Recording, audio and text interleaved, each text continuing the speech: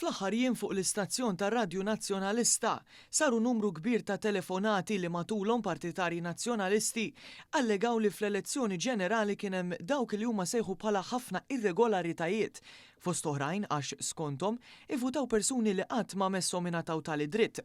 Mingħajr ma provdew l-evidenza, dawn qalu li vvutaw ħaddiema barranin li jgħixu f'Malta primarjament Indjani, Pakistani u Arab u li għalhekk fi kliemuhom l-elezzjoni nsterqet. Quddiem dan kollu l-Partit Nazzjonalista ħass il-bżonn li jibgħat lir-rappreżentant tal-uffiċċju elettorali tiegħu l-Elkom u lis-Segretarju Ġenerali Charles Bonello biex jispjegaw li l-fatti huma għal kollox bil-maqlub ta' dawn l-allegazzjonijiet u xnijat bla ebda bażi. Ian Ċilja, uffiċjal tal-Elkom, qal il-verità il l-maġġoranza ta' ċittadini Maltin imwildin barra u li ġimgħa ilu setgħu jivvutaw huma fil-fatt tfal u tfal ta' tfal ta' Maltin li emigraw lejn ir-Renju Unit, l-Awstralja, il-Kanada u l-Istati Uniti. Ċilja qal ir-rapporti li daħlu għand l-Elkom dwar allegati irregolaritajiet irriżultaw kollha infondati.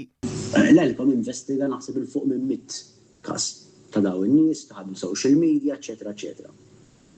Sallum ma jirriżulta fl-ebda każ li kien hemm xi ħaġa ħażina b'dal-persuna jkun fuq ir-reġistru. Ġifieri tajjeb hemm barra li nkunu attenti naraw xi tiġri, imma ma nistgħux nibbażaw biss li da m'għandux dritt tal-vot għax qiegħed fuq is-social media u aħna ndukajna ġon differenti, eċetera, eċetera. Minnaħa tiegħu is-Segretarju Ġenerali Nazzjonalista konferma wkoll li mill-verifiki li għamlet l-Elkom ma kienx hemm persuna waħda li daħlet fil-lista tal-votanti meta ma kellix dritt.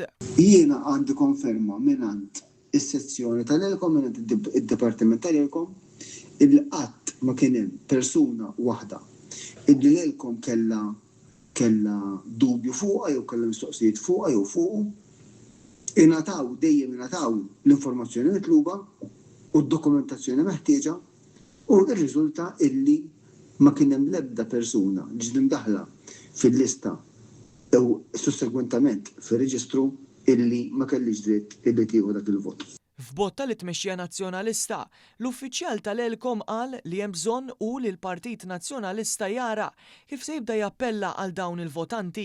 Naħseb li l-mistoqsija m'għandix tkun jekk dawn in-nies għandhomx dritt tal-vot, ma naħseb għandha tkun kif il-Partit Nazzjonalista ħajimxi l qudiem u ħajibda jappella għal dawn il-barranin minn da barra insomma dawn huma issa ċittadini Maltin, kif ħajappella għal dawn in-nies biex ikun jista' fl-aħħar mill-aħħar jerbaħ il-vot tagħhom.